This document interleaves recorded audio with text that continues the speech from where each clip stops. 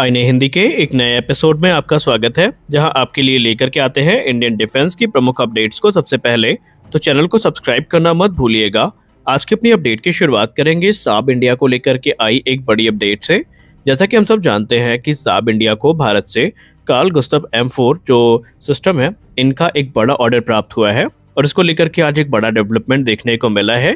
साब इंडिया के द्वारा जो नई फैसिलिटी है जहां पर कार्ल गुस्ताव M4 की मैन्युफैक्चरिंग की जानी है, इसके कंस्ट्रक्शन वर्क को शुरू कर दिया गया है और इसके लिए बाकायदा एक सेरेमनी का आयोजन किया गया था। और अगर हम इस फैक्ट्री की बात करें तो ये हरियाणा में स्थित है। गौर करने वाली बात एक ये है कि 100% फॉरेन डायरेक्ट इन्वेस्टमेंट का अप्रूवल मिलने के बाद साब ने एक नई कंपनी का गठन किया है जिसको साब FFVO इंडिया प्राइवेट लिमिटेड के नाम से जाना जाएगा, जहां पर वो कार्ल गुस्ताव M4 को प्रोड्यूस करेंगे और इंडियन आर्म फोर्सेस को सप्लाई करेंगे।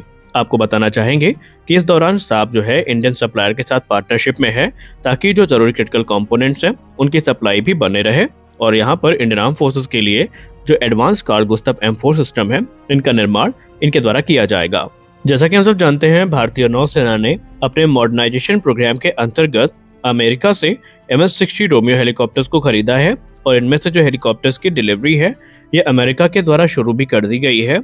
और इसी बीच भारतीय नौसेना को लेकर के एक बड़ी रिपोर्ट आ रही है सामने, जहां पर बताया जा रहा है कि भारतीय नौसेना के द्वारा ऑफिशियली जो MS-60 रोमियो हेलीकॉप्टर्स हैं, जिनको हम सी हॉक्स के नाम से जानेंगे, इन्हें 6 मार्च 2024 को कमीशन किया जाएगा। और ये जो कमीशन सेरेमनी होगी ये INS गरुड़ा कोची में होगी, जहां पर ऑफिशियली भारतीय नौसेना के सर्विस में इनको इंडक्ट कर लिया जाएगा। MS-60 रोमियो हेलीकॉप्टर्स की बात करें तो ये state of the art helicopter है जो कि anti submarine warfare, anti surface warfare, search and rescue mission, इसके अलावा मेडिकल इवैक्यूएशन मिशन में इस्तेमाल किए जा सकते हैं। आपको बता दें कि इसमें जो वेपन्स हैं ये भी काफ़ी मॉडर्नाइज हैं और काफ़ी state of the art weapons का इस्तेमाल किया गया है, जिससे एनिमी के सबमरीन्स को, उनकी सरफेस वेसल को ये ईजिली टारगेट बना सकते हैं। और इस समय भारतीय नौसेना की फ्लीट में ये सबसे advance anti submarine warfare helicopter बनने वाले हैं। हमारी अगली बड़ी update defence research and development organisation को लेकर के आ रही है। जैसा कि हम सब जानते हैं कि defence research and development organisation जो अपना हाइपरसोनिक मिसाइल प्रोग्राम है, इसको लेकर के काफ़ी गंभीर है और इसके लिए जो एडवांस टेक्नोलॉजीज हैं ये विकसित भी की जा रही हैं। तो इसी बीच एक बड़ी अपडेट DRDO को लेकर के सामने आई है, जहां पर बताया जा रहा है कि DRDO इस समय ऐसे इंडियन फर्म्स की तलाश में है जो कि ऑक्सीडेशन रेजिस्टेंट कोटिंग को डेवलप कर सके, जिनका इस्तेमाल जो हाइपरसोनिक क्रूज मिसाइल है उनमें किया जा सकता है, या फिर यूँ कह लें जो long duration hypersonic cruise missiles हैं इनमें इनका इस्तेमाल किया जाएगा। यहाँ पर अनुमान लगाया जा रहा है कि शायद DRDO ने ऑलरेडी इस टेक्नोलॉजी को विकसित कर लिया है और वो इंडियन फर्म्स को ट्रांसफर करना चाहती हैं ताकि वो इस प्रकार की जो विशेष कोटिंग है इनको डेवलप कर सके। ये जो कोटिंग है इन्हें हाई टेम्परेचर कंडीशन में काफ़ी यूजफुल माना जाता है, जो कि तकरीबन 110 डिग्री सेल्सियस या 1100 डिग्री सेल्सियस से ज़्यादा होता है, जहाँ पर जो मटेरियल्स हैं ये ऑक्सीडाइज होना शुरू हो जाते हैं। तो यहाँ पर ये जो कोटिंग है ये काफ़ी ज़्यादा यूजफुल साबित होती है और इसीलिए जो DRDO है इस समय जो अपने पार्टनर्स हैं, इंडियन पार्टनर्स हैं, उनकी तलाश कर रही है।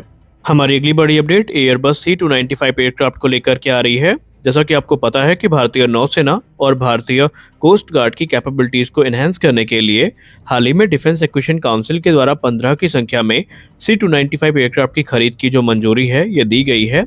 इसमें बेसिकली हमें मैरीटाइम पेट्रोल एयरक्राफ्ट और मैरीटाइम सर्विलेंस एयरक्राफ्ट देखने को मिलेंगे, जो कि क्रमशः भारतीय नौसेना और इंडियन कोस्ट गार्ड के लिए होंगे। इस डील की जो लागत है ये 29,000 करोड़ रुपए होने वाली है और इससे भारत की सर्विलेंस, रिकॉनेसेंस और सर्च एंड रेस्क्यू ऑपरेशंस में जो कैपेबिलिटी है ये काफ़ी इनहेंस होगी। इसके अलावा इनके आने के बाद जो एंटी सबमरीन वॉरफेयर कैपेबिलिटी है ये भी काफ़ी ज़्यादा एडवांस होने वाली है। अब ये जो C295 एयरक्राफ्ट हैं ये हमें 2 कॉन्फ़िगरेशन में देखने को मिलेंगे। पहला होगा मैरीटाइम पेट्रोल एयरक्राफ्ट और दूसरा होगा मैरीटाइम सर्विलेंस एयरक्राफ्ट। दोनों कॉन्फ़िगरेशन जो है ये नेशनल सिक्योरिटी को काफ़ी मजबूत करेंगे। अगर हम मैरीटाइम सर्विलेंस एयरक्राफ्ट की बात करें तो इसका प्रमुख योगदान होगा सर्विलेंस और रिकॉनेसेंस को मजबूत करना, जबकि जो मैरीटाइम पेट्रोल एयरक्राफ्ट होगा ये एंटी सबमरीन वॉरफेयर कैपेबिलिटीज़ को ऐड करेगा, यानी कि जो एनिमी की सबमरीन्स हैं, दूसरी सरफेस वेसल हैं, वो इसकी सहायता से टारगेट की जा सकेंगी। अब इसके स्मूथ प्रोडक्शन को इंश्योर करने के लिए और डिलीवरी को ऑन टाइम बनाए रखने के लिए जो प्रोजेक्ट है ये एक हाइब्रिड अप्रोच के साथ आगे बढ़ेगा। कहने का मतलब ये है कि शुरुआती 4 एयरक्राफ्ट जो हैं इनका निर्माण स्पेन में ही एयरबस की फैसिलिटी में किया जाएगा, जबकि बाकी के जो 11 एयरक्राफ्ट हैं ये भारत में टाटा और एयरबस की फैसिलिटी में मैन्युफैक्चर किए जाएंगे। इससे न सिर्फ भारत का जो ये एयरक्राफ्ट को प्राप्त करने का टाइम है ये भी काफ़ी अप टू द मार्क रहेगा। बल्कि इससे जब भारत में ये बनेंगे तो जो सेल्फ रिलायंस है डिफेंस सेक्टर में, ये भी काफ़ी आसानी के साथ प्राप्त किया जा सकेगा।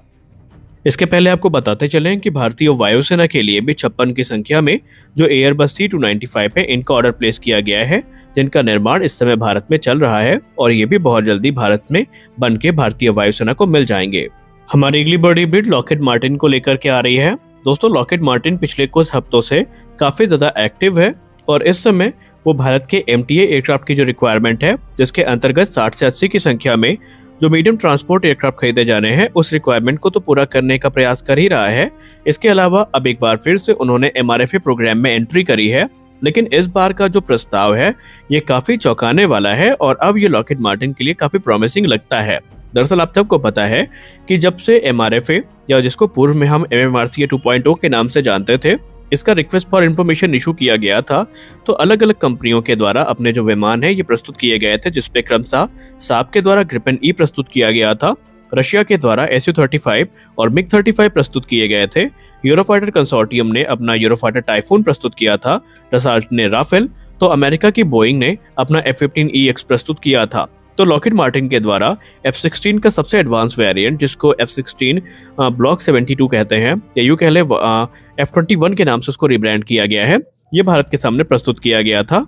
और शुरुआत में तो इस विमान को काफी क्रिटिसाइज किया गया और एक रीब्रांडेड F-16 पुकारा गया, लेकिन बाद में लॉकहीड मार्टिन ने इसकी तारीफ में कुछ नई चीजें भी बताई। अब एक बार फिर से लॉकहीड मार्टिन इस कंपटीशन में वापस आ रही है, लेकिन इस बार जो प्रपोजल है ये भारत इग्नोर नहीं कर पाएगा। लॉकहीड मार्टिन का ये कहना है कि अगर F-21 को भारत के द्वारा सेलेक्ट किया जाता है तो पूरी की पूरी जो प्रोडक्शन लाइन है ये भारत में शिफ्ट करी जाएगी।